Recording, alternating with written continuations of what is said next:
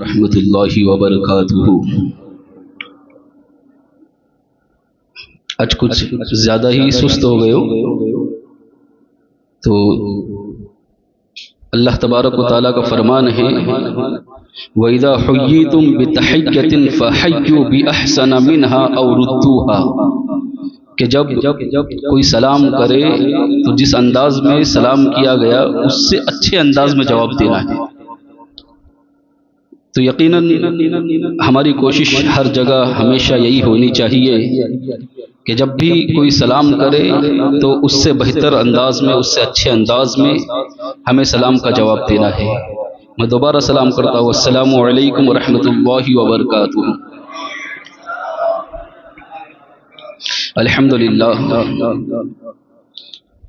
الحمدللہ کفا والصلاة والسلام علی عباده الذین اصطفى اما بعد اعوذ باللہ من الشیطان الرجیم بسم اللہ الرحمن الرحیم لقد جاءکم رسول من انفسکم عزیز علیہ ما عنتم حریص علیکم بالمؤمنین رؤوف الرحیم۔ اللهم نور قلوبنا بالقرآن وزكن أخلاقنا بالقرآن وادخلنا الجنة بالقرآن ونجنا من النار بالقرآن۔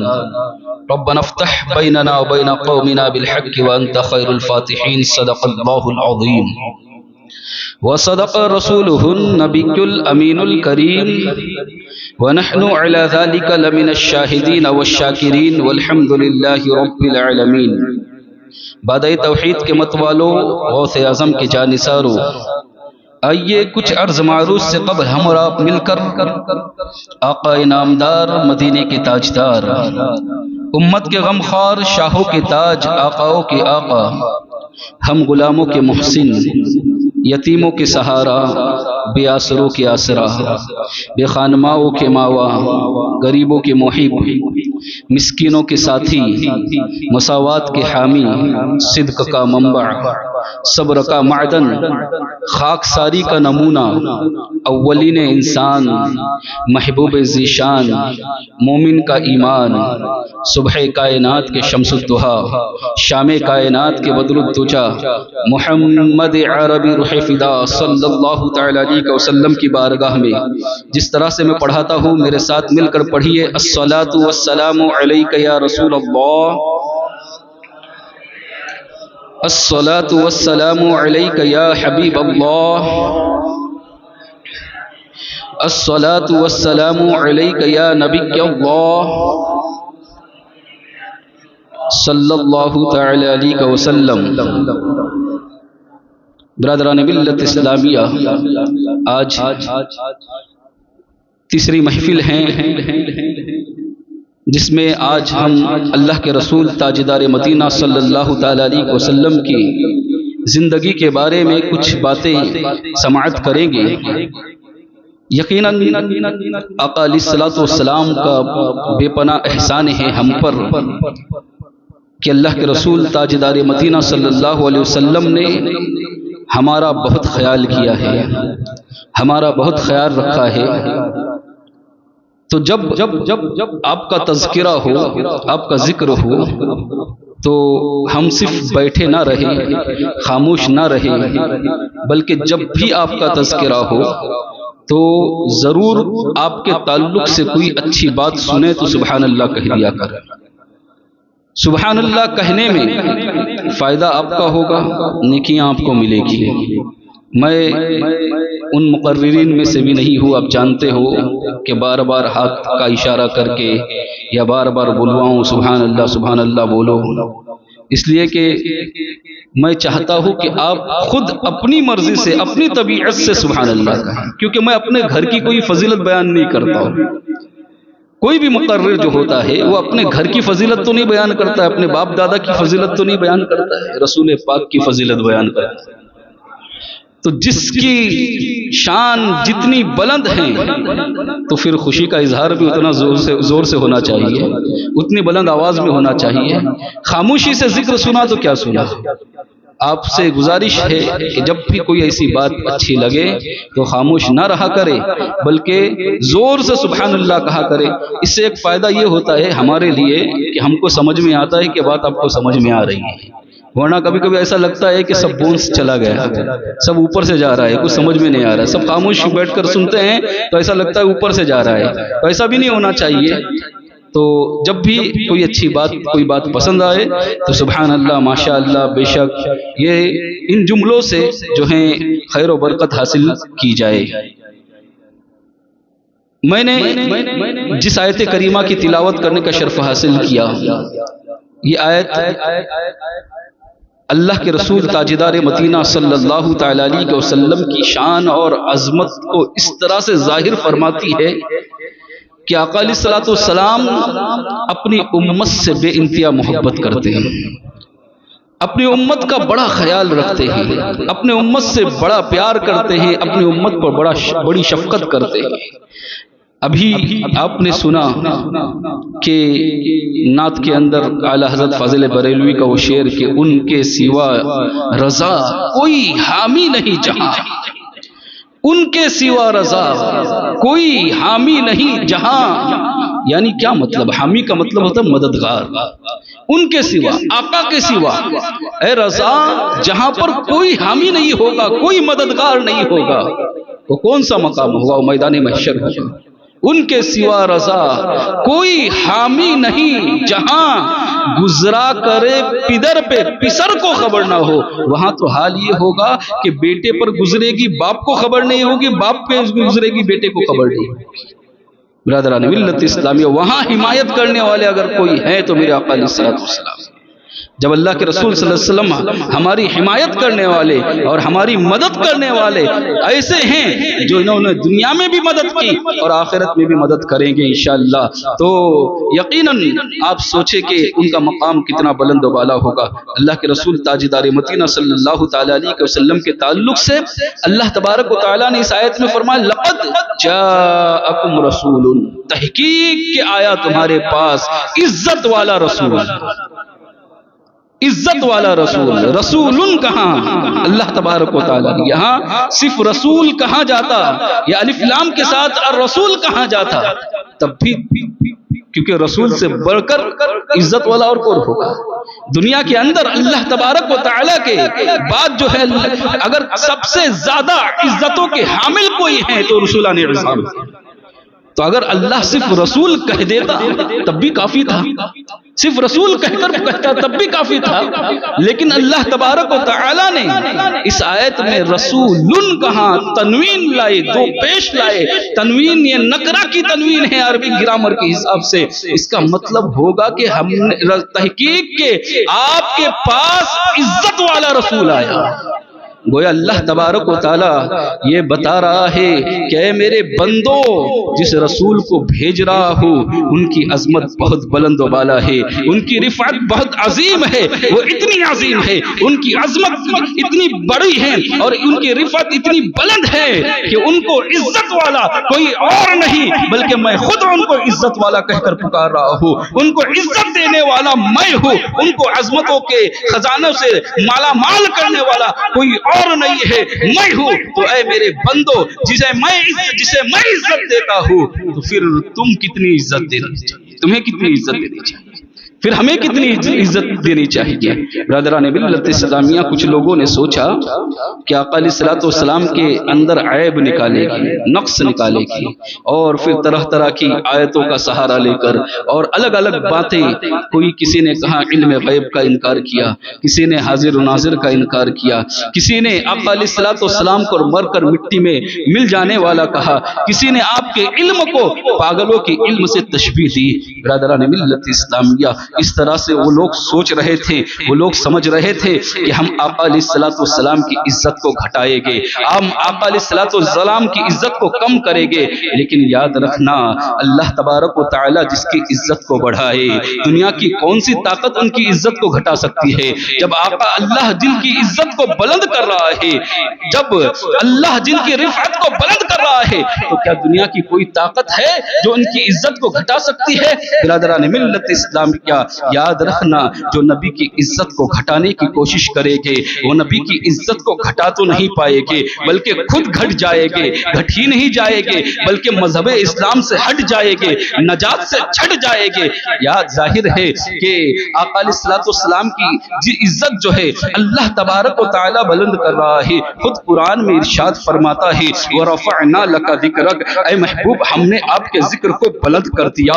ایک جگہ فرمایا وَلَلْآخِرَةُ خَيْرٌ لَكَ مِنَ الْأُولَىٰ، اے محبوب آپ کی ہر آنے والی گھڑی پچھلے گھڑی سے بہتر ہے۔ تو جس کی عظمت کو، جس کی شان کو میرا رب بلند کر رہا ہے، جس کی عظمت کو اللہ خود بلند فرما رہا ہے، تو دنیا کی کوئی طاقت ان کی عظمت کو گھٹا نہیں سکتی۔ یاد رکھنا اسی لیے تو اعلیٰ حضرت فاضل بریلوی نے کہا تھا وَرَفَعْنَا لَكَ ذِكْرَكَ کا ہے سایہ تجھ پر، بول بالا ہے تیرا، ذکر ہے اونچا تیرا، تو گھٹانے سے کسی کے نہ گھٹا ہے نہ گھٹے، جب بڑھائے تجھے اللہ تعالیٰ تیرا، مٹ گئے مٹتے ہیں مٹ جائیں گے آدھا تیرے، نہ مٹا ہے نہ مٹے گا کبھی چرچا تیرا۔ برادران ملت اسلامیہ، تو اللہ تبارک و تعالیٰ نے فرمایا میں نے اللہ اپنے محبوب کو عزت عطا فرمائی، کیونکہ اللہ نے قرآن میں کہا ہے رسول، ہم نے عزت والے رسول کو بھیجا، یا عزت والا رسول تمہارے پاس آیا، لقد جاءکم، تحقیق کے عزت والا رسول تمہارے پاس آیا۔ جانتے ہو آقا علیہ السلام کی عزت، آپ کی عظمت اتنی بلند ہے کہ یاد رکھنا ادنا گستاخی بھی آقا علیہ السلام کی شان میں نہ جانتے ہوئے لا علمی میں اگر کوئی ادنا گستاخی بھی کرے یہ بھی رب کو گوارا نہیں ہے، اللہ کو یہ بھی پسند نہیں ہے۔ قرآن عظیم کا مطالعہ کریں، سورہ حجرات پڑھیں تو آپ کو پتا چلے گا کہ ایک دو صحابہ کے درمیان آپس میں کچھ تنازع ہوا، کچھ گفتگو ہوئی، دونوں کی آوازیں بلند ہوئی، آقا علیہ السلام سامنے بیٹھے ہوئے تھے، کچھ آواز بلند ہوئی، تھوڑی سی آواز بلند ہوئی تو اللہ تبارک و تعالیٰ، حالانکہ آقا کی شان میں بلند آواز نہیں کی تھی، آپس میں تنازع ہوا تھا اور آواز بلند ہوئی تھی، تو اللہ تبارک و تعالیٰ نے آیت کریمہ نازل فرمائی یا ایھا الذین آمنوا لا ترفعوا اصواتکم فوق صوت النبی ولا تجهروا له بالقول كجهر بعضکم لبعض ان تحبط اعمالکم وانتم لا تشعرون، اے ایمان والو نبی کی آواز پر اپنی آواز کو بلند نہ کرو، کہیں ایسا نہ ہو اور نہ ہی آپ کو اس طرح سے پکارو جس طرح سے آپس میں ایک دوسروں کو پکارتے ہیں، کہیں ایسا نہ ہو کہ تمہارے سارے اعمال ضائع ہو جائے، برباد ہو جائے اور اس کی تمہیں خبر تک نہ ہو۔ اللہ اکبر، سوچیں کہ آقا علیہ السلام کی موجودگی میں لا علمی میں آواز بلند ہوئی تھی، تو اللہ تبارک و تعالیٰ نے کہا کہ یاد رکھنا کہیں ایسا نہ ہو کہ تمہارے سارے اعمال جتنے اعمال کیے سب اکارت کر دیے جائیں، سب برباد ہو جائیں، وانتم لا تشعرون، اور تمہیں خبر بھی نہ ہو اس بات کی، تمہیں پتا بھی نہ ہو، تمہیں پتا بھی نہیں چلے گا، ہوگا یوں کہ ہم اپنے آپ کو صاحب ایمان سمجھتے رہیں گے، مومن سمجھتے رہیں گے، لیکن اگر اللہ کے رسول صلی اللہ علیہ وسلم کی شان میں ادنا گستاخی بھی ہوئی ہے ہماری، تو ہمارا سارا کے سارا اعمال جو ہے، ہمارے سارے کے سارے اعمال برباد ہو جائیں گے، ہمیں خبر بھی نہیں ہوگی، ہم سمجھ رہے ہوں گے ہم نے تو بہت اعمال کیے ہیں، ہم تو بہت اچھے عمل لے کر جا رہے ہیں، لیکن اگر ادنا گستاخی بھی ہوئی ہے، اس لیے یاد رکھنا ایسے لوگوں سے جو نبی کی گستاخی کرتے ہیں دور رہنا ہے، کیونکہ صحبت کا اثر ہوتا ہے، کچھ نہ کچھ باتیں ان کی تمہارے دل میں اثر کر جائے گی جس کی وجہ سے کہیں ادنا سی گستاخی ہم سے نہ ہو جائے، اس لیے ان سے دور رہنا ہے، ان سے بچ کر رہنا ہے۔ برادران ملت اسلامیہ، اور ہر حال میں یہ کوشش کرنی ہے کہ نبی کی عظمتوں کو ہم اپنی ذریعے سے اللہ تبارک و تعالیٰ نے جب بلند کیا ہے تو ہم بھی عزت والے رسول کی عزت ہی کریں گے اور تعظیم ہی کریں گے۔ برادران ملت اسلامیہ، اسی طرح ایک مرتبہ آقا علیہ السلام آرام فرما رہے تھے حجرے میں، دوپہر کا وقت تھا، کچھ لوگ دور دراز سے آئے ہوئے تھے، دیہات سے گاؤں کے رہنے والے تھے، وہ آئے تھے، انہوں نے آ کر حجرے کے پیچھے جا کر زور زور سے آواز دینا شروع کی کہ آپ باہر نکلیے، ہم کو آپ سے کام ہے۔ ہوتا ہے کچھ لا علم قسم کے جو لوگ ہوتے ہیں، جاہل قسم کے لوگ جو ہوتے ہیں، ہے نا، وہ ان کا پتہ نہیں، ہر چیز کے اندر ان کا معاملہ یہ ہے کہ بس ہمارا پورا ہونا چاہیے، سامنے والا کتنا تکلیف میں ہو اس کا خیال نہیں ان کو۔ تو یاد رکھنا، میں آپ کو ایک مسئلہ بھی بتا دوں کہ اگر آپ کسی کے گھر پر گئے ہیں تو حکم ہے شریعت ہوتا کہ اگر اس کا دروازہ بند ہے تو 2 مرتبہ کھٹکھٹایا جائے. کتنی مرتبہ؟ 2 مرتبہ. 2 مرتبہ صرف کھٹکھٹایا جائے. تیسری مرتبہ نہیں کھٹکھٹانا ہے، آپ کو واپس آنا ہے. پھر تھوڑی دیر کے بعد آپ کو یقین ہو جائے کہ شاید وہ سو رہے ہوگے یا اپنے کام سے فارغ ہو گئے ہوگے تو آپ جا کر دروازہ کھٹکھٹائیں. لیکن جب آپ گئے ہیں تو صرف 2 مرتبہ دروازہ کھٹکھٹا کر آپ کو واپس آنا ہے، یا پھر آپ کو خاموش باہر کھڑا رہنا ہے انتظار میں کہ وہ آ کر دروازہ کھولے گا. لیکن نہیں، ہم اندر جب تک ایسا لگتا ہے دروازہ توڑ نہ دے جب تک کہ ہم ٹھوکتے رہتے ہیں. یہاں یہ شریعت کا مسئلہ ہے. آقا علیہ الصلوۃ والسلام نے فرمایا صرف 2 مرتبہ دروازہ کھٹکھٹایا جائے. اور اسی پر علماء نے یہ مسئلہ بھی اخذ کر لیا ہے کہ اگر تم کسی کو فون کرتے ہو تب بھی 2 مرتبہ رنگ بجائی جائے. ہوتا یہ ہے کہ اگر کوئی کسی کو فون کرتا ہے اور فون نہیں اٹھایا سامنے والے نے تو 10 فون کرتے، 20 فون کرتے. یہ ہو رہا ہے. تو ایسا نہیں، بلکہ پریشان نہ کرے سامنے والے کو. اگر اس نے کسی وجہ سے فون نہ اٹھایا ہے یا 2 کال میں اگر آپ کا فون نہیں اٹھا رہا ہے تو پتہ یہ چلا کہ وہ یا تو آپ کا فون اٹھانا نہیں چاہتا ہے یا پھر وہ مصروف ہے. دونوں صورتوں میں آپ کیوں پریشان کر رہے ہیں؟ تو 2 ہی مرتبہ، پھر تھوڑا وقفے کے بعد پھر آپ کال کر سکتے ہیں. لیکن ایک ساتھ میں صرف 2 ہی فون کرنا یہ شریعت کا حکم ہے. برادران ملت اسلامیہ، تو عرض یہ کر رہا تھا کہ پیچھے سے کچھ لوگ آئے اور بلند آواز سے آقا علیہ الصلوۃ والسلام کو آواز دینے لگے اور آواز دے دے کر پکارنے لگے.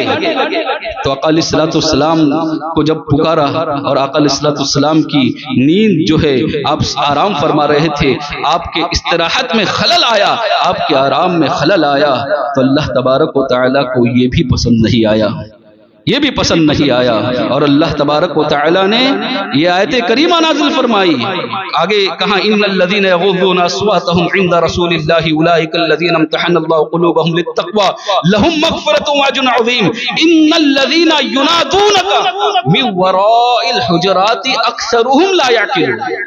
جو پہلے کہا اس کا مطلب یہ ہے کہ بے شک وہ لوگ جو رسول اکرم صلی اللہ علیہ وسلم کے نزدیک اپنی آواز کو پست کرتے ہیں، آواز کو دھیمی رکھتے ہیں، ان کے لیے مغفرت کا وعدہ ہے. اور پھر آگے فرمایا ان الذین ینادونک من وراء الحجرات، وہ لوگ جو حجرے کے پیچھے سے آواز دیتے ہیں، اکثرهم لا یعقلون، اس میں اکثر بے عقل ہے. اللہ تبارک و تعالیٰ نے ان لوگوں کو بے عقل کہا. وَلَوْ أَنَّهُمْ صَبَرُوا حَتَّى تَخْرُجَ إِلَيْهِمْ لَكَانَ خَيْرًا لَهُمْ وَاللَّهُ غَفُورٌ رَحِيمٌ. کیا بہتر ہوتا کہ وہ لوگ انتظار کرتے، صبر کرتے، یہاں تک کہ آقا علیہ الصلوۃ والسلام خود باہر تشریف لاتے. اور اللہ بخشنے والا مہربان ہے. تو برادران ملت اسلامی، کیا اللہ تبارک و تعالیٰ کو رسول اکرم صلی اللہ علیہ وسلم کی ادنا بے ادبی بھی گوارا نہیں ہے؟ آپ کی اتنی عزت ہے، آپ کا مقام اتنا بلند بالا ہے کہ کوئی حجرے کے پیچھے سے آواز دے، میرے رب کو یہ بھی گوارا نہیں ہے. قرآن عظیم پڑھیں، آپ کو پتا چلے گا. میرے آقا علیہ الصلوۃ والسلام کو جب صحابہ کو کوئی بات سمجھ میں نہیں آتی تھی، آقا علیہ الصلوۃ والسلام کوئی بات کہتے تھے اور صحابہ کو کوئی بات سمجھ میں نہیں آتی تھی نا، تو صحابہ کرام ایک جملہ کہتے تھے. جملہ یہ تھا راعینا یا رسول اللہ، راعینا یا رسول اللہ صلی اللہ علیہ وسلم، یعنی یا رسول اللہ ہماری رعایت فرمائیے، راعینا ہماری رعایت فرمائیے. مطلب یہ ہوتا ہے کہ آپ واضح کر دیجئے، آپ نے جو فرمان کہا ہے اس کو کھول کر سمجھائیے، تفسیر کے ساتھ سمجھائیے، واضح کر دیجئے. وہ راعینا کہا کرتے تھے. تو ہوا یوں کہ جب یہودیوں کو معلوم پڑا، یہودیوں کو معلوم ہوا کہ رسول اکرم صلی اللہ علیہ وسلم کے بارگاہ میں جا کر صحابہ یہ کہتے راعینا، اور ان کی لغت کے اندر راعینا چرواہے کو کہا جاتا تھا. ان کی لغت میں راعینا جو ہے چرواہے کو کہا جاتا تھا. تو وہ لوگ بھی جان بوجھ کر جاتے تھے آقا علیہ الصلوۃ والسلام کی بارگاہ میں اور جا کر پھر عرض کرتے تھے راعینا یا رسول اللہ، اور معاذ اللہ مراد الگ لیتے تھے. ان کی مراد اچھی نہیں ہوتی تھی. وہ سوچتے تھے ہم نبی اکرم صلی اللہ علیہ وسلم کی گستاخی کر رہے ہیں. اللہ تبارک و تعالیٰ نے آیت کریمہ نازل فرمائی، یا ایھا الذین آمنوا لا تقولوا راعینا وقولوا انظرنا. کہا اے ایمان والو، آج کے بعد میرے محبوب کو کوئی راعینا کہہ کر نہیں پکارے گا، اس لیے کہ کیونکہ اس کے اندر 2 معنی پائے جاتے ہیں، ایک اچھا بھی ہے اور ایک برا بھی ہے. میرا رب کہتا ہے مجھے یہ بھی گوارا نہیں ہے کہ اچھے معنی سے بھی پکارو گے تب بھی میں اس پر پابندی لگا دیتا ہوں کہ آج کے بعد کوئی راعینا نہیں کہے گا. بغیر تمہیں کوئی بات سمجھ میں نہ آئے تو پھر تمہیں انظرنا کہنا ہے. وقول انظرنا کہنا، یا انظرنا یا رسول اللہ ہم پر نظر رحمت فرمائیے. یا رسول اللہ صلی اللہ علیہ وسلم ہم پر نظر رحمت فرمائے. انظر نہ کہو، راعینا نہ کہو. یہ اللہ کے رسول صلی اللہ علیہ وسلم کی شان ہے. اور حضرت عبداللہ ابن عباس کہتے ہیں کہ اس کے بعد سے ایک قانون بن گیا تھا کہ اگر کسی نے رسول اللہ صلی اللہ علیہ وسلم کو اچھی نیت سے بھی راعینا کہے گا، کوئی اگر کہے اچھی نیت سے بھی، تو اس کا بھی سر قلم کر دیا جائے گا. تو پتہ کیا چلا، معلوم کیا ہوا، آقا کی شان بہت بلند ہے، آقا کی عظمت بہت عرفہ و اعلیٰ ہے، آقا کی شان عظیم ہے.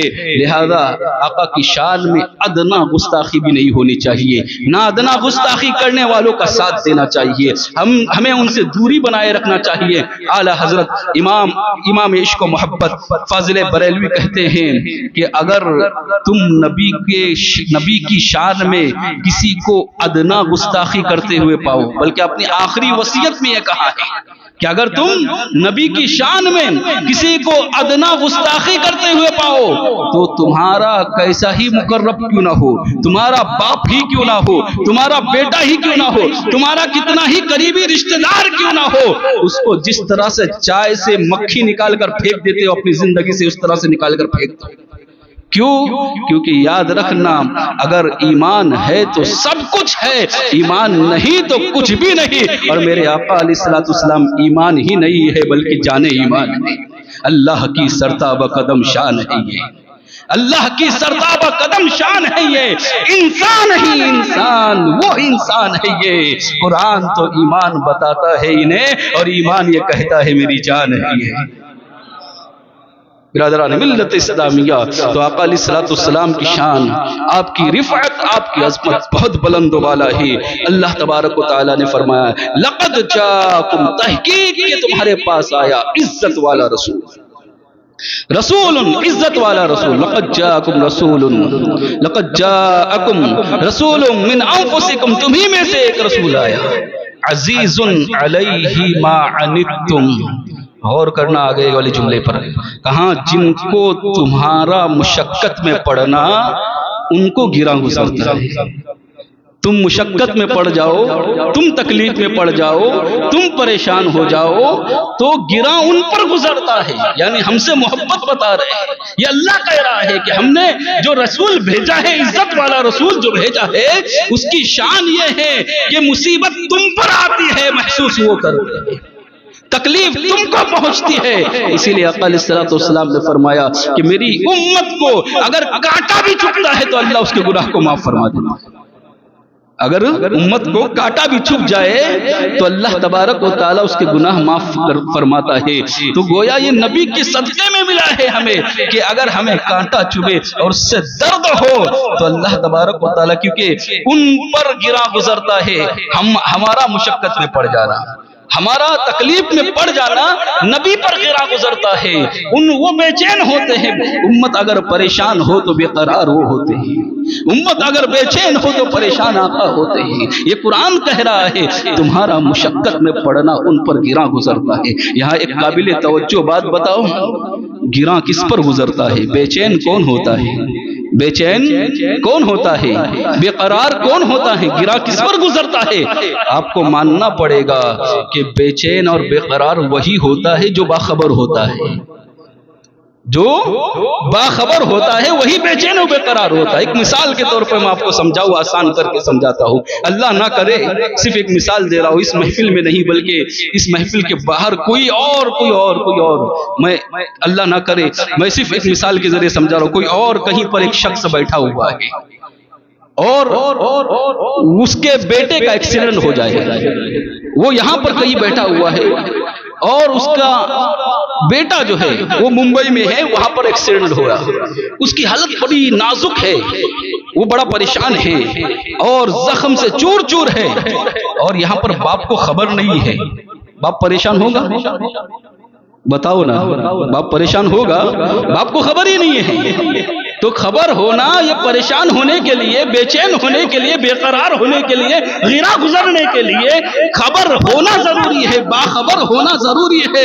برادران ملت اسلامیہ، مجھے کہہ لینے دیا جائے کہ امتی پر پریشانی آتی ہے، آقا باخبر ہے، اور جب آقا باخبر ہے تو آقا ہماری پریشانی کا علاج بھی تلاش کر رہے ہیں اور علاج بھی کر رہے ہیں۔ اعلیٰ حضرت فاضل بریلوی نے اسی بات کو تو کہا تھا، فریاد امتی جو کرے حال زار میں، فریاد امتی جو کرے حال زار میں، ممکن نہیں کہ خیر بشر کو خبر نہ ہو، ممکن نہیں کہ خیر بشر کو خبر نہ ہو۔ تو آقا باخبر ہیں، آقا کو معلوم ہے کہ امت پریشان ہوتی ہے، اور امت کی پریشانی ہمیں اگر تکلیف پہنچتی ہے تو آقا ہماری تکلیف سے باخبر ہوتے ہیں، اور باخبر، اور یاد رکھنا یہ آیت صرف صحابہ کے لیے نہیں ہے بلکہ آج تک کے لیے، اور صرف محدود نہیں کہ مکہ والوں پر مصیبت آئے تو آقا پر گرا گزرتی ہے، ایسا نہیں۔ مکہ والوں کا یا مدینے والوں کا مشقت میں پڑنا پر گرا گزر نہیں، بلکہ یہ آیت کے اندر کوئی تخصیص نہیں کی گئی، کوئی بھی امت ہو اگر وہ پریشان ہو، اگر اس پر مصیبت آئے تو یہ پریشانی آقا علیہ الصلوۃ والسلام پر گرا گزرتی ہے۔ برادران ملت اسلامیہ، پہلی بات سمجھ میں آئی آپ کو کہ باخبر ہونا ضروری ہے گرا گزرنے کے لیے۔ دوسری بات قابل توجہ ہے کہ اگر گرا گزرتی ہے کسی پر، بے چین اگر کوئی ہوتا ہے، بے قرار کوئی ہوتا ہے، تو اس کا زندہ ہونا بھی ضروری ہے، اس کا زندہ ہونا بھی ضروری ہے۔ اگر کسی کے بیٹے کو بڑی تکلیف ہے اور اس کا باپ مرا ہوا ہے، اس کا باپ زندہ نہیں ہے، قبر میں ہے، اس کے پاس جا کر آپ سناؤ، اس کو بے چینی ہوگی، بے قراری ہوگی، اس کو جو مرا ہوا ہے سامنے، اس کو بے چین اور بے قرار ہوتے دیکھو گے آپ؟ نہیں۔ تو پتہ کیا چلا؟ معلوم یہ ہوا کہ گرا گزرنے کے لیے، بے چین ہونے کے لیے، بے قرار ہونے کے لیے زندہ ہونا بھی ضروری ہے۔ تو آقا ہماری تکلیف پر بے چین ہوتے ہیں، ہماری مصیبت پر بے قرار ہوتے ہیں، تو معلوم یہ ہوا کہ آقا زندہ ہے، آقا زندہ ہے۔ اور یہ میں اپنی طرف سے نہیں کہہ رہا بلکہ قرآن کا بھی یہی دعویٰ ہے کہ آقا زندہ ہے، آقا زندہ ہے، قرآن کا دعویٰ ہے۔ قرآن کہتا ہے وَلَا تَقُولُوا لِمَن يُقْتَلُ فِي سَبِيلِ اللَّهِ أَمْوَاتٌ بَلْ أَحْيَاءٌ وَلَٰكِن لَّا تَشْعُرُونَ۔ اور وہ لوگ جو اللہ کی راہ میں مارے جائیں انہیں مردہ نہ کہو بلکہ وہ زندہ ہے، لیکن ان کی زندگی کا تمہیں شعور نہیں۔ یہ کس کے بارے میں کہا؟ جو اللہ کی راہ میں مارے جائیں، جو اللہ کی راہ میں شہید ہو۔ یہاں کہا مردہ نہ کہو، آپس میں کہنے سے منع کیا، لا تقولوا، مردہ نہ کہو۔ اور چوتھے پارے میں تو گمان کرنے سے بھی منع کر دیا، یعنی پہلے ہی پابندی لگا دی۔ آدمی کہتا کب ہے؟ جب دل میں بات آتی ہے، جب گمان کرتا ہے، تو یہاں کہنے پر پابندی لگائی۔ اور چوتھے پارے میں کہا وَلَا تَحْسَبَنَّ الَّذِينَ قُتِلُوا فِي سَبِيلِ اللَّهِ أَمْوَاتًا بَلْ أَحْيَاءٌ عِندَ رَبِّهِمْ يُرْزَقُونَ۔ اور جو اللہ کی راہ میں مارے جائیں انہیں مردہ گمان بھی مت کرو، سوچو بھی مت کہ وہ مردہ ہے، بل احیاء، بلکہ وہ زندہ ہے، اور زندگی ان کی ایسی ہے عند ربهم یرزقون کہ ان کے رب کی طرف سے انہیں رزق بھی دیا جاتا ہے۔ یہ کس کے بارے میں کہا؟ جو اللہ کی راہ میں مارے جائے، جس کی زندگی کیسی گزری اس کے بارے میں نہیں، جو زندگی کے بارے میں نہیں، جو صرف اللہ کی راہ میں جس کی موت اللہ کی راہ میں ہو جائے۔ اور اللہ کی راہ میں موت ہونا یہ زندہ ہونے کی دلیل ہے، صرف اللہ کی راہ میں موت ہونا، مرنا، یہ زندہ ہونے کی علامت ہے۔ تو پھر کیا خیال ہے اس کے بارے میں جس کی نماز، جس کی قربانی، جس کا جینا، جس کا مرنا سب کچھ اللہ کے لیے۔ اور یہ میں اپنی طرف سے نہیں کہہ رہا بلکہ قرآن خود کہہ رہا ہے، اللہ کہہ رہا ہے۔ اے محبوب آپ کہہ دیجئے قل ان صلاتی و نسکی و محیایا و مماتی للہ رب العالمین، میری نماز، میری قربانی، میرا جینا اور میرا مرنا سب کچھ اللہ کے لیے ہے۔ تو جس کا صرف مرنا اللہ کے لیے ہے تو وہ زندہ ہے، انہیں مردہ گمان کرنے سے منع کیا ہے۔ تو جس کا جینا اور مرنا سب کچھ اللہ کے لیے ہے تو پھر اس کو تم مردہ کیسے کہہ سکتے ہو؟ اعلیٰ حضرت فاضل بریلوی اسی لیے تو پکار کر کہتے ہیں تو زندہ ہے واللہ، تو زندہ ہے واللہ، تو زندہ ہے واللہ، تو زندہ ہے واللہ۔ میری چشم عالم سے چھپ جانے والے، یاد رکھنا انبیاء کو موت آتی ہے لیکن فقط ایک آن کے لیے آتی ہے۔ اعلیٰ حضرت فاضل بریلوی لکھتے ہیں انبیاء کو بھی اجل آنی ہے، اجل کہتے موت کو، انبیاء کو بھی اجل آنی ہے. اور شعر دیکھیے یہاں پر 2 مرتبہ آنی لفظ استعمال ہوا ہے، 2 مرتبہ آنی. لیکن اعلیٰ حضرت کے کلام کے اندر ایسے کئی اشعار ہے، لفظ ایک ہے لیکن معنی الگ الگ ہے. یہاں کہاں انبیاء کو بھی اجل آنی ہے، یہاں آنی سے مراد جو آتے ہیں وہ آنی ہے. اگر کہتے ہیں مگر اتنی کہ فقط آنی ہے، مگر اتنی کہ فقط آنی. یہاں پر دوسری مرتبہ جو آنی کہا نا، ایک آن کے لیے، ایک لمحے کے لیے. آن کا مطلب لمحہ بھی ہوتا ہے، ایک آن میں آ گیا، میں ایک لمحے میں آ گیا. تو دوسری مگر ایسی کہ فقط آنی ہے. برادران ملت اسلامیہ، پھر اسی آن کے بعد ان کی حیات، پھر اسی آن کے بعد ان کی حیات مثل سابق وہی جسمانی ہے، مثل سابق وہی جسمانی ہے. برادران ملت اسلامیہ، تو آقا علیہ الصلوۃ والسلام زندہ ہے، یہ قرآن کی آیت سے سمجھ میں آیا. اب حدیث بھی بتاتا ہوں میں. آقا علیہ الصلوۃ والسلام زندہ ہے. میرے آقا نے خود فرمایا ان اللہ حرم علی الارض ان تاکل اجساد الانبیاء، بے شک اللہ تبارک و تعالی نے زمین پر حرام کر دیا ہے کہ وہ انبیاء کے جسموں کو کھائے. فنبی اللہ حی، اور اللہ کے نبی زندہ ہوتے ہیں، یرزق، اور انہیں رزق بھی دیا جاتا ہے. اللہ کے نبی زندہ ہوتے ہیں، حدیث شریف میں ہے کہ اللہ کے نبی زندہ ہوتے ہیں اور انہیں رزق بھی دیا جاتا ہے. اب میں پوچھنا چاہتا ہوں، جو کہے کہ نبی مر کر مٹی میں مل گئے، کیا ان کے ساتھ تعلق رکھنا درست ہوگا؟ کیا ان کے ساتھ رشتہ داری رکھنا درست ہوگی؟ برادران ملت اسلامیہ، اپنے ایمان کو مضبوط کرو، اپنے عقیدے کو مضبوط کرو. ایمان مضبوط ہوگا تو سب کچھ صحیح ہوگا، کیونکہ سب کچھ اس دنیا کے اندر رہنے والا ہے. جو کچھ ساتھ جائے گا وہ ایمان جائے گا، اور آخرت میں کام آنے والے اگر کوئی ہے تو آقا علیہ الصلوۃ والسلام. اللہ کے رسول صلی اللہ علیہ وسلم قبر میں بھی کام آئے گے، حشر میں بھی کام آئے گے. تو پتہ یہ چلا، عرض یہ کر رہا تھا کہ گراں گزرنے کے لیے، بے چین ہونے کے لیے، بے قرار ہونے کے لیے زندہ ہونا بھی ضروری ہے. تو آقا علیہ الصلوۃ والسلام زندہ ہے، اس لیے بے چین اور بے قرار ہوتی ہے امت کی تکلیف سے. اچھا، ایک بات اور بھی ہے اس کے اندر کہ بے چین اور بے قرار ہونے کے لیے سامنے والے سے تعلق بھی ضروری ہے اور محبت بھی ضروری ہے. بے چین اور بے قرار ہونے کے لیے تعلق بھی ضروری ہے، پہچاننا بھی ضروری ہے، اور محبت بھی ضروری ہے. ایک شخص ہے جس کے بارے میں آپ کو خبر دی، جس کا آپ سے کوئی تعلق نہیں تھا، کوئی آپ کا رشتہ دار نہیں ہے، کوئی تعلق نہیں ہے. اس کے بارے میں آپ کو اگر خبر دی کہ اس کا ایسا ایسا حادثہ ہوا ہے، ایسا ہوا، آپ بے چین ہوں گے؟ نہیں ہوگے. تو پتہ یہ چلا کہ تعلق ہوگا جب بے چین ہوگے. میرے آقا کا ہم سے بڑا تعلق ہے، اس لیے ہماری پریشانی پر بے چین ہوتے ہیں. پریشان امت ہوتی ہے، بے قرار آقا ہوتے ہیں. برادران ملت اسلامیہ، اور تیسری ایک بات اور بھی کہ اگر محبت نہ ہو تب بھی بے چینی نہیں ہوگی. محبت نہیں ہے، اگر آپ کو کسی سے محبت نہیں، اس کے بارے میں پتا چلا تو کیا آپ بے قرار ہو گئے؟ ہاں، افسوس ہوگا تھوڑا سا کہ انسانیت کے ناطے، لیکن آپ بے چین نہیں ہوگے کہ ایسا ہو گیا، بے قرار نہیں ہوگے. بے قرار ہونے کے لیے محبت ہونا ضروری ہے.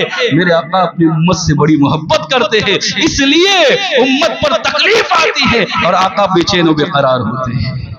برادران ملت اسلامیہ، یہ ساری باتیں جو ہیں آقا علیہ الصلوۃ والسلام کی، یہ قرآن کی روشنی میں میں نے آپ کو بتایا. قرآن کہتا ہے لقد جاءکم رسول من انفسکم عزیز علیہ ما عنتم، تمہارا مشقت میں پڑنا ان کو گراں گزرتا ہے، تمہارا مشقت میں پڑنا ان کو گراں گزرتا ہے. اور یہاں پر مفسرین نے یہاں تک لکھا ہے کہ یہاں تک جو آیت آئی ہے نا اب تک کی، یہ آیت کے اندر کہیں ایمان والوں کا تذکرہ نہیں ہے، امت کا جو تذکرہ ہے. تو امت صرف امت دعوت، امت اجابت مراد نہیں ہے، بلکہ امت دعوت بھی مراد ہے. یعنی اگر کوئی مشرک بھی بیچے، اگر مشرک پر بھی پریشانی ہوتی ہے تو آقا علیہ الصلوۃ والسلام اس کے لیے بھی فکر مند ہوتے ہیں. اگر کوئی کافر بھی پریشان ہو جائے تو آقا علیہ الصلوۃ والسلام اس کے لیے بھی اور کیوں نہ ہو. آپ نے نہ دیکھا پوری زندگی مشرکین کے لیے کتنی فکر کی. ایک شخص کو دیکھا، کہا تمہارا چہرہ اتنا حسین و جمیل ہے، میں نہیں چاہتا کہ تم جہنم میں چلے. یہ خوبصورت چہرہ تمہارا جہنم میں جلے، تو کہاں کیا کروں، کہاں ایمان لاؤ، اس نے اسلام قبول کر لیا۔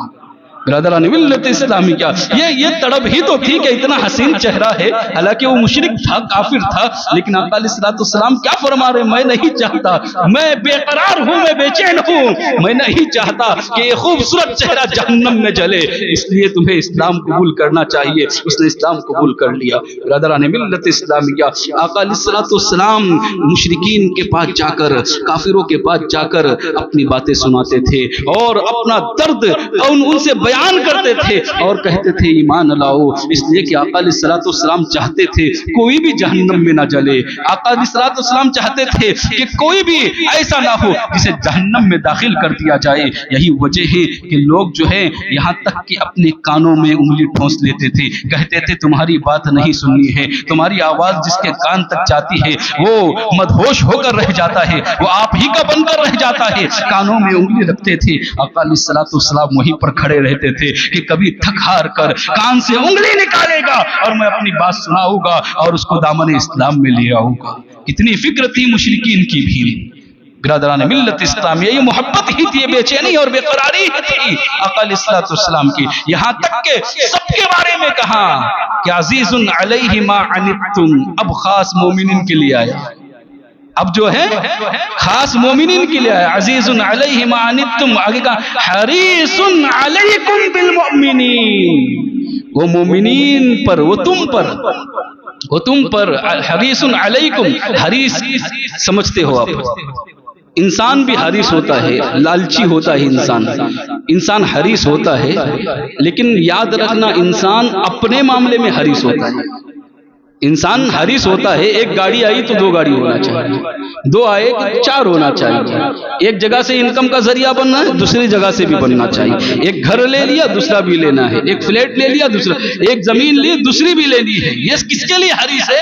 انسان اپنے لیے لالچی ہے، اپنے لیے حریص ہے، لیکن قربان جاؤ آقا پر، آقا علیہ السلام کی عظمتوں پر، وہ اپنے لیے حریص نہیں ہے، وہ اپنے لیے لالچی نہیں ہے، بلکہ قرآن کہتا ہے حریص علیکم، اے میرے بندو وہ تمہارے لیے نیکیوں میں حریص ہے، وہ تمہارے لیے حریص ہے، وہ تمہارے لیے کوشش کرتے ہیں کہ 1 کی 2 ہو جائے، 2 کے 4 ہو جائے۔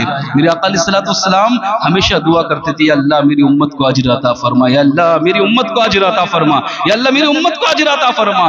تو اللہ تبارک و تعالیٰ نے دعا کو قبول کیا، اور جانتے ہو آیت کریمہ نازل ہوئی، من جاء بالحسنۃ فلہ 10 امثالہا۔ اللہ تبارک و تعالیٰ نے کہا اے محبوب، آپ کی امت کے تعلق سے حریص ہونا کہ ان کی نیکیاں بڑھ جائے، اس معاملے میں آپ حریص ہونا۔ من جاء بالحسنۃ، تو سن لو اگر آپ کا امتی کوئی 1 نیکی لے کر آئے گا میں 10 نیکیاں عطا فرماؤں گا۔ من جاء بالحسنۃ فلہ 10 امثالہا، میں 10 نیکیاں عطا کروں گا، 1 نیکی کرو، یہ آقا علیہ السلام کا صدقہ ہے۔ امت 1 نیکی کرے گی اور آقا 10 نیکی، اللہ 10 نیکیاں عطا فرمائے گا۔ من جاء بالحسنۃ فلہ 10 امثالہا۔ اور اگر خلوص بڑھ گیا، خلوص اور للہیت اور بڑھ گئی، کیفیت الگ ہو گئی کہ صرف اللہ کے لیے، دنیا کا کوئی شائبہ تک نہیں، کہ دنیا کا دکھاوا کا کوئی معاملہ نہیں، صرف اللہ کے لیے، اور اللہ جانتا ہے میں جانتا ہوں۔ تو حالانکہ آیت کریمہ جو ہیں یہ اللہ کی راہ میں مال خرچ کرنے والے کے تعلق سے ہیں، لیکن علماء کہتے ہیں کہ نیکیوں میں بھی اللہ تبارک و تعالیٰ 700 عطا فرمائے گا۔ اور قرآن نے کہا مثل الذین ينفقون اموالهم فی سبیل اللہ کمثل حبۃ انبتت 7 سنابل فی کل سنبلۃ 100 حبہ واللہ یضاعف لمن یشاء واللہ واسع علیم۔ وہ لوگ جو اللہ کی راہ میں مال خرچ کرتے ہیں ان کی مثال اس طرح سے ہے کہ کسی نے ایک دانہ زمین میں بویا، پھر اس سے 7 بالیاں نکلی اور ہر بالی کے اندر 100 دانے تھے، یعنی ایک زمین میں بویا ہے اور اللہ تبارک و تعالیٰ نے 700 بالیاں، 700 دانے عطا فرمائے۔ تو پتہ یہ چلا کہ اگر کوئی 1 نیکی کرتا ہے اور خلوص زیادہ ہے تو اللہ تبارک و تعالیٰ 1 نیکی کے بدلے 700 نیکی عطا فرماتا ہے۔ یہ کی ہوا حریص علیکم، وہ ہمارے معاملے میں، ہمارے نیکیوں کے معاملے میں حریص ہے آقا علیہ السلام، حریص علیکم۔ اور اسی پر بس نہیں، اسی آیت میں اللہ یضاعف لمن یشاء، اللہ چاہے تو 700 بھی زیادہ بڑھا دے، اللہ چاہے تو 700 سے واللہ یضاعف لمن یشاء، اللہ چاہے تو 700 سے بھی زیادہ بڑھا دے۔ اسی لیے علماء نے لکھا ہے کہ اگر کسی کا خلوص بڑھ گیا، للہیت بڑھ گئی کسی عمل کے لیے، تو اللہ ایک نیکی نہیں 700 نیکی نہیں، بغیر حساب بے حساب نیکی عطا فرماتا ہے، بے حساب نیکی عطا فرماتا ہے۔ قرآن کہتا ہے حریص علیکم، نبی وہ ہیں جو بھیجے، عزت والا رسول بھیجا جو تمہارے نیکیوں کے معاملے میں حریص ہے۔ بالمؤمنین رؤوف الرحیم، اب یہاں پر مومنین کی تخصیص کی گئی، بالمؤمنین رؤوف الرحیم۔ اعلیٰ حضرت فاضل بریلوی نے ترجمہ کیا کہ مومنین کے لیے کمال مہربان مہربان، مومنین کے لیے کمال مہربان مہربان۔ آقا علیہ الصلوۃ والسلام اپنے مومنین کے لیے اتنے مہربان ہیں، اتنے مہربان ہیں کہ ہر وقت امت کی فکر کیا کرتے تھے۔ اور کی بات یاد رکھنا، سب سے زیادہ اور سب سے بڑی سنت اگر آج کی تاریخ میں کوئی ہوگی تو یہ ہے کہ امت کی فکر کی جائے، امت کا خیال رکھا جائے۔ ہر آن ہر لمحہ آقا علیہ الصلوۃ والسلام چاہے دن ہو چاہے رات ہو امت کی فکر میں گزارتے تھے۔ یہاں تک کہ روایت میں آتا ہے، اعلیٰ حضرت فاضل بریلوی نے فتاوی رضویہ شریف کے اندر لکھا ہے کہ آقا علیہ الصلوۃ والسلام جب پیدا ہوئے تب بھی آپ کی زبان پر تھا رب ہب لی امتی، اللہ میری امت میرے حوالے کرتے۔ پیدا ہوئے جب رب حب لی امتی کی صدائیں تھیں۔ اور ایک مرتبہ تو یوں ہوا کہ اللہ کے رسول تاجدار مدینہ صلی اللہ تعالی علیہ وسلم عشاء کی نماز کے بعد مسجد میں آئے اور آپ نے سجدہ کیا۔ اتنا طویل سجدہ تھا، اتنا طویل سجدہ تھا کہ سجدہ عشاء کے بعد کیا تھا، فجر کی اذان تک وہ سجدہ جاری تھا۔ اور پوری رات سجدے میں اللہ کے رسول صلی اللہ علیہ وسلم صرف ایک زبان سے ایک لفظ ایک آیت کہہ رہے ہیں، ان تعذبہم فانہم عبادک، ان تعذبہم فانہم عبادک۔ یا اللہ یہ بندے تیرے ہی ہیں، تو ان پر عذاب نازل کرے گا، یہ تیرے ہی تو بندے ہیں۔ یا اللہ تو ان پر عذاب نازل کرے گا تو یہ تیرے ہی تو بندے ہیں، ہے نا۔ ایک مثال کے ذریعے آپ کو سمجھاتا ہوں، بات سمجھ میں آئے کہ ایک بچے نے غلطی کی، بچے نے خطا کی، اب باپ نے دیکھ لیا اس نے، باپ نے کہا چل گھر پہ شام میں آ کر بتاتا ہوں۔ جب باپ گھر پر پہنچا، بچہ ڈرا سہما تھا، ماں کو پہلے ہی بیان کر دیا ماں سے کہ آج ایسا ایسا ہوا ہے، گھر پہ آئیں گے، ابو بڑا مارنے والے ہیں۔ اب جیسی ابو گھر میں آئے، پہلے ماں بچہ جو ہے وہ ماں کے پیچھے چھپنے کی کوشش کرتا ہے کہ میری ماں مجھے بچا لے گی، میری ماں مجھے بچا لے گی۔ برادران ملت اسلامیہ، پھر ابو جب دو چار جھاپڑ لگا دیتے ہیں، پھر ماں کو رحم آتا ہے، ماں کو ترس آتا ہے، ماں بیچ میں ہاتھ ڈال کر کہتی ہے چھوڑ دو نا، تو تمہارا ہی تو بیٹا ہے۔ ماں کیا کہتی، جملہ دیکھو، جملے کی محبت دیکھو۔ ماں کہتی ہے چھوڑ دو نا، اتنا نہ مارو، تمہارا ہی تو بچہ ہے، اتنا نہ مارو، تمہاری تو اولاد ہے۔ یہ ماں کہتی ہے۔ اب ذرا غور کرے آئیں، میرے آقا علیہ الصلوۃ والسلام پوری رات یہ کہتے رہے ان تعذبہم فانہم عبادک، یا اللہ یہ بندے اگرچہ گنہگار ہیں لیکن ان پر عذاب نازل نہ کر، اس لیے کہ تیرے ہی تو بندے ہیں۔ یا اللہ ان پر عذاب نازل نہ کر، یہ تیرے ہی تو بندے ہیں۔ برادران ملت اسلامیہ، اور ایک رات اس طرح سے بھی گزاری سجدے کی حالت میں کہ پوری رات صرف یہ تھا رب حب لی امتی، رب حب لی امتی، رب حب لی امتی۔ برادران ملت اسلامیہ صرف ایک بات کہتے تھے رب حب لی امتی، اللہ میری امت میری امت میری امت۔ اس بات کو بھی ہم سمجھ سکتے ہیں، مثال کے ذریعے جلدی سمجھ میں آتی ہے بات۔ اس بات کو بھی اس طرح سے سمجھیں، ایک بچہ ہے جو بیمار ہوا، بہت بیمار ہے، بہت بیمار ہے۔ ماں نے دیکھا کہ میرا بچہ بیمار ہے، اس کو اٹھایا اور دوڑی چلی گئی ڈاکٹر کے پاس۔ اب بیماری اتنی زیادہ ہے اور تکلیف اتنی زیادہ ہے، ماں کو بھی، ماں کے الفاظ نہیں نکل رہے ہیں، ماں کے الفاظ نہیں نکل رہے ہیں، اور ماں ڈاکٹر صاحب کے پاس جا کر کہتی ہے ڈاکٹر صاحب میرا بچہ، ڈاکٹر صاحب میرا بچہ، ڈاکٹر میرا بچہ، ڈاکٹر میرا بچہ۔ کچھ نہیں کہہ رہی، کیا ہوا کیا نہیں، کچھ نہیں، ڈاکٹر میرا بچہ۔ یہ کب کہتی ہیں؟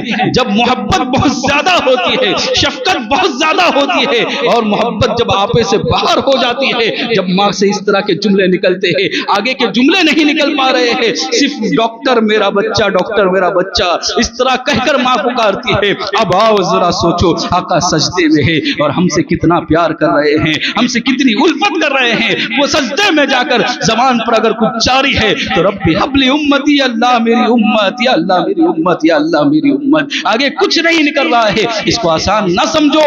پوری رات کا سجدہ. ہمارے یہاں پر حال یہ ہے کہ صرف 2 یا 3 راتیں جاگنے کی آتے ہیں. تو حال یہ ہے کہ عشاء کی نماز کے بعد 2 رکعت نماز ادا نہیں کی جاتی لوگوں سے. لوگ تھوڑی دیر کے لیے آتے, عبادت کرتے, جاگنے کی رات بولتے ہیں, اور آتے ہی یہاں پر عبادت کرتے, 2-4 رکعت نماز پڑھ کے تھوڑی سی تلاوت کر کے پھر باہر جاتے ہیں. یہاں پر بیٹھیں گے, وہاں پر بیٹھ کر گفتگو کرے گی, اس کی غیبت, اس کی چغل خوری, اس کے وٹے پر بیٹھے, اس کے چوراہے پر بیٹھے, اور وہاں پر بیٹھ کر اس طرح سے ہماری رات گزرتی ہے. 2 راتیں جاگنے کی کہتے ہیں, عبادت کی رات نام دیا ہے, اور اس کو بھی ہم اس طرح سے گزارتے ہیں کہ 2 رات بھی. آج تک میں نہیں سمجھتا کہ آپ سب میں سے کسی نے پوری رات عبادت کی ہوگی.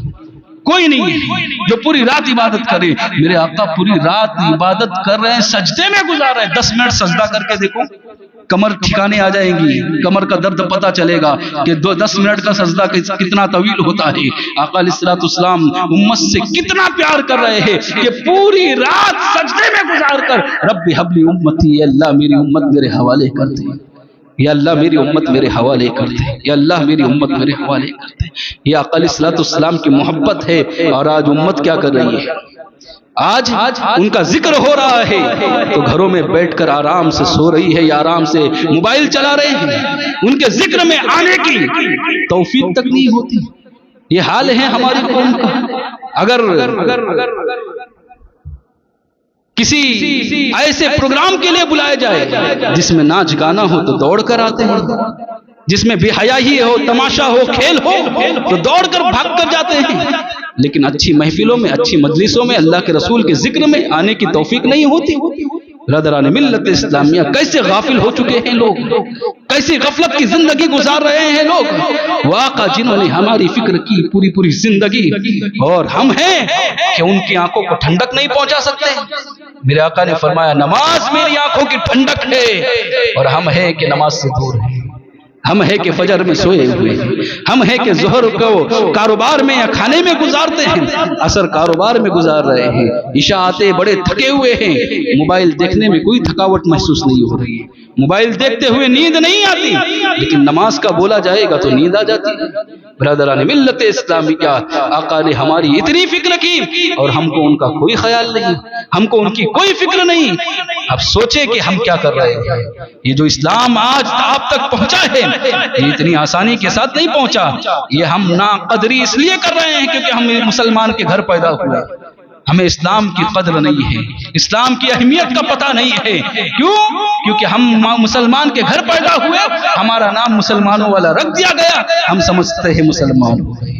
اللہ تبارک و تعالی نے فرمایا یا ایھا الذین آمنوا آمنوا باللہ, اے ایمان والوں ایمان لے آؤ. ایمان والوں سے کہا ہے ایمان لے آنے کا, یہ ہمارے لیے ہی کہا گیا ہے. برادران ملت اسلامیہ, اللہ کے رسول صلی اللہ علیہ وسلم نے ہماری اتنی فکر کی تھی, اتنی فکر کی تھی کہ حال یہ ہے کہ ایک مرتبہ آقا علیہ الصلوۃ والسلام کے حدیث شریف میں آتا ہے کہ دنیا ہی میں نہیں بلکہ آخرت میں بھی آقا کو ہماری فکر ہوگی. کل قیامت کے دن ہر کوئی نفسا نفسی کی عالم میں ہوگا, سورج سوا نیزے پر ہوگا, ہر کوئی اپنے گناہ کے مطابق پسینے میں ڈوبا ہوا ہوگا, اور سورج تپش کے زمین تانبے کی ہوگی. اور حال یہ ہوگا کہ اگر کوئی اپنے باپ کے پاس ایک نیکی کی تلاش کے لیے جائے گا, باپ کہے گا یہ دنیا نہیں ہے یہ آخرت ہے, اگر میں ایک نیکی تجھے دے دوں اور آخرت میں میرے پاس اگر ایک نیکی میرے اعمال میں کم آ جائے تو پھر کہیں میں جہنم میں نہ ڈالا جائے. ماں کے پاس جائے گا, بیٹا کہے گا ایک نیکی کی ضرورت ہے, ماں کہیں گے دنیا نہیں ہے, ایک نیکی میں تجھے نہیں دے سکتی, میں اگر تجھے یہاں ایک نیکی دوں گی اور میرے نامہ اعمال میں اگر ایک نیکی کی کمی ہو گئی تو پھر میں جہنم میں چلی جاؤ گی. بھائی نہیں دے گا, بیوی نہیں دے گی, وہ دوست جن کے اوپر آپ کو آج کی تاریخ میں بڑا ناز ہے اور آج کے دور میں آپ کہتے ہیں میرا بڑا جگری دوست ہے, میرا بڑا گہرا دوست ہے, میرا پکا دوست ہے, ایسا دوست ہے جو ہر جگہ پر کام آتا ہے. قرآن کہتا ہے الاخلاء یومئذ بعضهم لبعض عدو, اس دن گہرے سے گہرا دوست تمہارا دشمن بن جائے گا. اس دن کوئی کام نہیں آئے گا. پھر امت سوچے گی کہ کس کے پاس جائے. آج شفاعت کے لیے دوڑ کر امت سوچ حضرت آدم علیہ نبی کے علیہ السلام کے پاس جائے گی. حضرت آدم کہے گے اذهبوا الی غیری، میں آج اس کام کے لیے نہیں، تم کسی اور کے پاس جاؤ. جناب نوح علیہ السلام کے پاس آئے گی. جناب نوح کہے گے اذهبوا الی غیری. اس طرح سے ہوتے ہوئے تمام انبیاء کرام سے گزرتے ہوئے جناب موسیٰ جناب ابراہیم علیہ نبی کے علیہ السلام کے پاس آئے گی. وہ بھی کہے گے اذهبوا الی غیری. جناب اسماعیل کے پاس آئے گے، وہ بھی کہے گے اذهبوا الی غیری. جناب یوسف کے پاس آئے گے، یعقوب کے پاس آئے گے، وہ بھی کہیں گے اذهبوا الی غیری. پھر جناب موسیٰ علیہ نبی کے علیہ السلام کے پاس آئے گے، وہ بھی کہیں گے اذهبوا الی غیری، میں اس کام کے لیے نہیں ہوں. اور پھر سب مل کر جائے گے حضرت عیسیٰ علیہ نبی کے علیہ السلام کے پاس، وہ بھی کہیں گے اذهبوا الی غیری.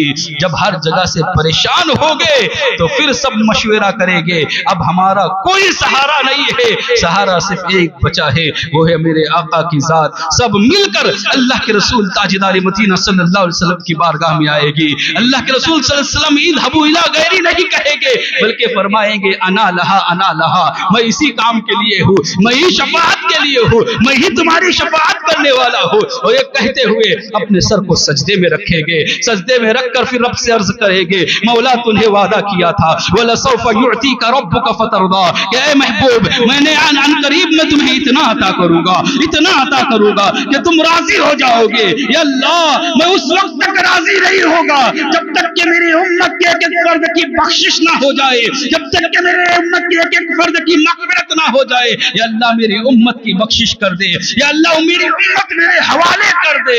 اللہ تبارک و تعالی ارشاد فرمائے گا ارفع راسک یا محمد فاشفع تشفع، اے محمد اپنے سر کو اٹھائیے، جس کی شفاعت کرو قبول کر دی جائے گی، جس کے بارے میں کہہ دیا جائے اس کو معاف کر دیا جائے گا. اعلیٰ حضرت فاضل بریلوی اسی بات کو تو پکار کر کہتے ہیں پیش حق مزدہ شفاعت کا سناتے جائے گے، آپ روتے جائے گے، ہم کو ہنساتے جائے گے، اور ہنساتے دی ہے خدا نے دامن محبوب میں جرم کھلتے جائے گے اور وہ چھپاتے جائے گے. برادران ملت اسلامیہ، میدان محشر میں اگر ہمارے لیے کوئی ذات کام آنے والی ہے تو آقا علیہ السلام کی ذات ہے، اللہ کے رسول صلی اللہ علیہ وسلم کی ذات ہے. میرے آقا علیہ السلام میدان محشر میں اتنی محبت کی ہے نا، اتنی محبت کی ہے نا، ہم کیا احسان جتا سکتے ہیں، ہم کیا کر سکتے ہیں ان کا احسان کا کیا ادنا بدلہ بھی نہیں دے سکتے، ہم کچھ نہیں کر سکتے. لیکن مومن کچھ نہیں کر سکتے تو اتنا تو کرو، 5 وقت نماز پڑھ کر ان کی آنکھوں کو ٹھنڈک پہنچاؤ. یہ تو کر سکتے ہو نا. میرے آقا علیہ السلام کی آنکھوں کو ٹھنڈک کون نہیں پہنچانا چاہتا؟ اتنا تو کرو، کم سے کم نماز فجر کے لیے آؤ، نماز کے لیے نیند کو قربان کرو. کیسے ہم بے حس ہو چکے ہیں کہ نبی کی محبت میں ہم اپنی نیند قربان نہیں کر سکتے. کسی نے کہا تھا نا ایک قوم مسلم کو مارو اس لیے کہ یہ مردہ ہو چکی ہے. پوچھا گیا کیسے؟ تو پتہ یہ چلا اس نے یہ کہا کہ جو قوم اپنے نبی کے نام پر نیند قربان نہیں کر سکتی وہ جان کیا قربان کرے گی.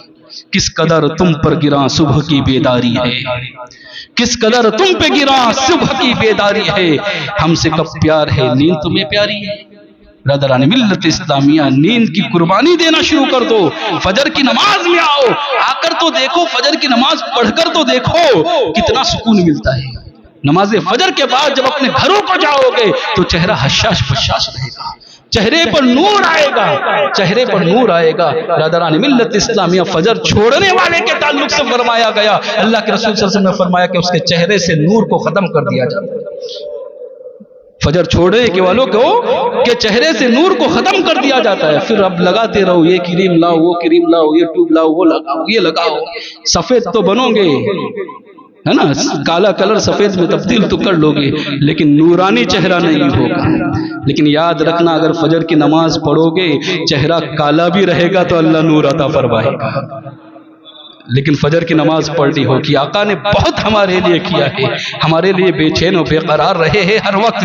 جانتے ہو اب ذرا سوچیں آقا کو ہماری کتنی فکر تھی، کتنی فکر تھی اللہ کے رسول صلی اللہ علیہ وسلم کو. اتنی فکر تھی کہ میرے آقا علیہ السلام نے فرمایا کہ جب تم پانی پیتے ہو نا تو پانی میں دیکھ کر پیا کرو، کہیں ایسا نہ ہو کہ کوئی کچرے کا تنکا پانی میں ہو وہ تمہارے حلق کے نیچے اتر جائے. یعنی کچرے کا تنکا حلق کے نیچے اترنا یہ بھی میرے آقا کو گوارا نہیں ہے. تکلیف اس سے کتنی ہوگی، ایک تنکا اگر حلق کے نیچے اترا تو کتنی تکلیف ہوگی، معمولی تکلیف ہوگی. لیکن آقا نے فرمایا پانی دیکھ کر پیو. وہ آقا بتا رہے ہیں کہ معمولی تکلیف بھی تمہاری مجھ کو گرا گزرتی ہے.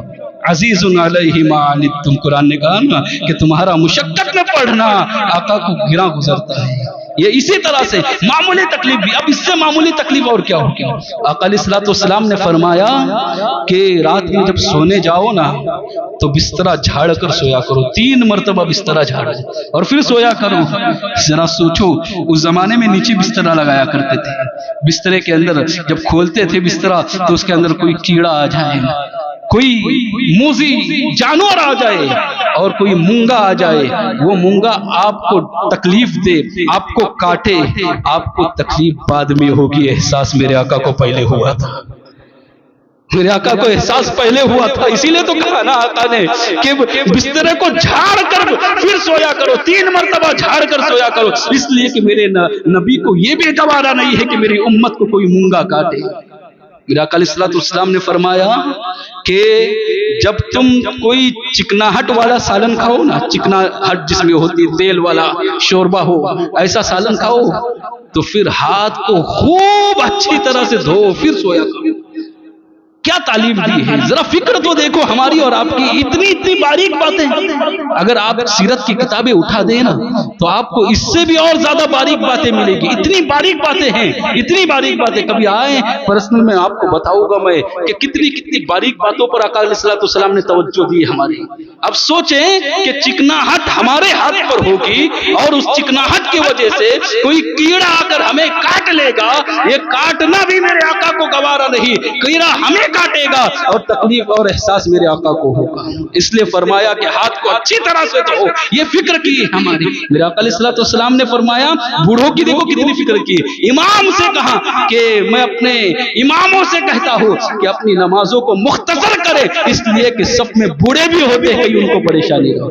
کتنی فکر ہیں ہماری. اس سے بڑھ کر فکر اور کون کرے گا؟ اس سے بڑھ کر اور فکر کرنے والا کوئی ہے دنیا میں تو بتاؤ. کہ ماں باپ بھی اتنی فکر کرتے ہیں.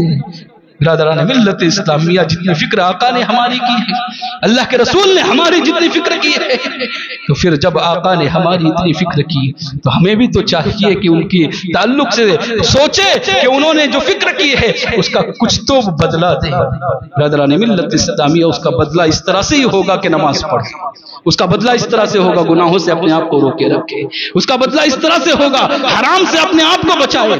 برادران ملت اسلامیہ جب آقا علیہ السلام نے وہ آیت پڑھی نا فمن تبعنی فإنہ منی ومن عصانی فإنک غفور رحیم، یہ جناب ابراہیم علیہ السلام کا قول ہے کہ جناب ابراہیم علیہ السلام نے اللہ سے کہا تھا اللہ جو میری اتباع کرتے ہیں وہ میرے ہیں، جو میری مانتے ہیں، جو میری پیروی کرتے ہیں وہ میرے ہیں. فمن تبعنی فإنہ منی، وہ میرے ہیں. ومن عصانی، اور جو میری نہیں مانتے، جو میری نافرمانی کرتے ہیں، فإنک غفور رحیم، مولا تو بخشنے والا ہے، تو جانا اور تیرے بندے جانے. جب یہ سنے نا آیت کریمہ اللہ کے رسول تاجدار مدینہ صلی اللہ علیہ وسلم نے تو اتنا روئے. کہاں حضرت ابراہیم علیہ السلام نے تو کہا تھا کہ نیک میرے، اچھے میرے اور گنہگار مولا تیرے حوالے، تو جو چاہے گا کر لیکن تو بخشنے والا ہے. کہاں میری امت کے گنہگار کہاں جائے گی. پھر میرے آقا اتنے روئے کہ روایت میں آتا ہے آقا علیہ السلام کی داڑھی مبارک سے آنسو کے قطرات بہنے لگے اور صرف جملہ یہ تھا اللہم امتی امتی فبقا، اللہم امتی امتی فبقا. یا اللہ میری امت، اور روتے جاتے تھے. یا اللہ میری امت اور روتے جاتے تھے. برادران ملت اسلامیہ حضرت جبرائیل علیہ السلام کو بھیجا اللہ تبارک و تعالیٰ نے کہا جبرائیل جاؤ اور جا کر پوچھو میرے محبوب سے کہ وہ کیوں رو رہے ہیں. ما یبکیہ وربک عالم، محبوب سے جا کر پوچھو کہ وہ کیوں رو رہے ہیں، اور پھر آگے یہ فرمایا جا کر پوچھو ربک عالم، تمہارا رب تو جانتا ہے کیوں رو رہے ہیں۔ جبرائیل جا کر پوچھو تو صحیح، رب کو معلوم ہے، رب کہتا ہے ربک عالم، تیرا رب جانتا ہے، لیکن پھر بھی جا کر پوچھو۔ پوچھنا اس لیے تھا تاکہ امت کو پتا چلے کہ امت سے کتنی محبت کرتے ہیں۔ برادران ملت اسلامی، حضرت جبرائیل علیہ السلام آئے اور پوچھا یا رسول اللہ صلی اللہ علیہ وسلم، اللہ تبارک و تعالیٰ پوچھ رہا ہے اب کیوں رو رہے ہو جبکہ رب جانتا ہے۔ آقا علیہ السلام نے فرمایا آج امت کے غم نے رولا دیا ہے، آج امت کا غم رلا رہا ہے، آج جو رو رہا ہوں امت کے غم میں رو رہا ہوں۔ حضرت جبرائیل واپس گئے اور اللہ سے عرض کیا مولا تیرا محبوب جو رو رہا ہے امت کے غم نے رلایا ہے، امت کے گناہ یاد آئے ہیں اس لیے رو رہے ہیں، امت کے گنہگاروں کو یاد کر کر کے رو رہے ہیں۔ اللہ تبارک و تعالیٰ نے حضرت جبرائیل سے کہا اے جبرائیل جاؤ اور جا کر میرا پیغام سناؤ۔ حضرت جبرائیل آئے اور آقا علیہ السلام کو پیغام پر سنایا اور کہا کہ یا رسول اللہ صلی اللہ علیہ وسلم آپ مت روئیے۔ اللہ تبارک و تعالیٰ نے فرمایا ہے کہ میں آپ کو آپ کی امت کے حوالے سے ناکام نہیں کروں گا، آپ جو چاہیں گے وہی ہوگا۔ ملت اسلامیہ آپ جس کی شفاعت کرو گے اس کی شفاعت کی جائے گی۔ اِنَّا سَنُعْذِيكَ فِي أُمَّتِكَ وَلَا نُسَوِّعُكَ، کہاں یوم القیامہ حدیث کے الفاظ کہاں کہ میں آپ کی امت کے تعلق سے آپ کو راضی کر دوں گا اور قیامت کے دن آپ کی امت کے تعلق سے آپ کو رسوا نہیں کروں گا۔ وَلَا نُسَوِّعُكَ یوم القیامہ، آپ کو رسوا نہیں کروں گا۔ برادران ملت اسلامیہ ذرا غور کرے کہ آقا علیہ السلام ہم سے کتنی محبت کرتے ہیں، کتنا پیار کرتے ہیں، اور بھی بہت سارے واقعات بیان کرنے کے تھے لیکن وقت اجازت نہیں دیتا۔ انشاءاللہ کل پھر حضرت ابوبکر صدیق رضی اللہ تعالیٰ عنہ کی شان میں بیان ہوگا۔ آخری بات یہ کہ میرے آقا علیہ السلام جب پیدا ہوئے جب بھی رب حب لی امتی کہا، پوری زندگی رب حب لی امتی کہتے رہے۔ حضرت قسم بن عباس رضی اللہ تعالیٰ عنہ کہتے ہیں کہ جب آپ کا وصال ہوا اور قبر انور میں آپ کو داخل کر دیا گیا تو اس وقت میں خود موجود تھا۔ قسم بن عباس رضی اللہ تعالیٰ عنہ کہتے ہیں میں نے دیکھا کہ آقا علیہ السلام کی لبہائے مبارک میں جنبش ہو رہی ہے، لبہائے مبارک ہل رہے ہیں۔ میں نے سوچا دیکھو تو صحیح اس وقت جب قبر رسول میں ڈالا گیا ہے اس وقت آقا کیا کہہ رہے ہیں۔ قسم بن عباس رضی اللہ تعالیٰ عنہ کہتے ہیں میں نے کان لگا کر سنا تو آقا کوئی اور جملہ نہیں وہی جملہ کہہ رہے تھے، اللہم رب حب لی امتی، یا اللہ میری امت کو میرے حوالے کر دے، جو پیدا ہوا جب بھی ہمیں یاد کیا، پوری زندگی ہماری فکر کی اور بظاہر اس دنیا سے جانے کے بعد بھی ہماری فکر کی۔ اعلیٰ حضرت فاضل بریلوی نے کہا تھا جو نہ بھولا ہم غریبوں کو رضا، جو نہ بھولا ہم غریبوں کو رضا، یاد اس کی اپنی عادت کیجئے، یاد اس کی اپنی عادت کیجئے۔ آقا علیہ السلام کی جو فکر انہوں نے ہماری کی ہے اس کا کچھ تو بدلہ دیا جائے۔ برادران ملت اسلامیہ نمازوں کی پابندی کی جائے اور ساتھ ہی ساتھ گناہوں سے اپنے آپ کو بچایا جائے۔ میرے آقا علیہ السلام اس سے سب سے زیادہ راضی اور سب سے زیادہ خوش ہو گئے۔ اللہ تعالیٰ سے دعا ہے کہنے سننے سے زیادہ عمل کرنے کی توفیق عطا فرمائے۔ وما علینا الا البلاغ۔ السلام علیکم ورحمۃ اللہ وبرکاتہ۔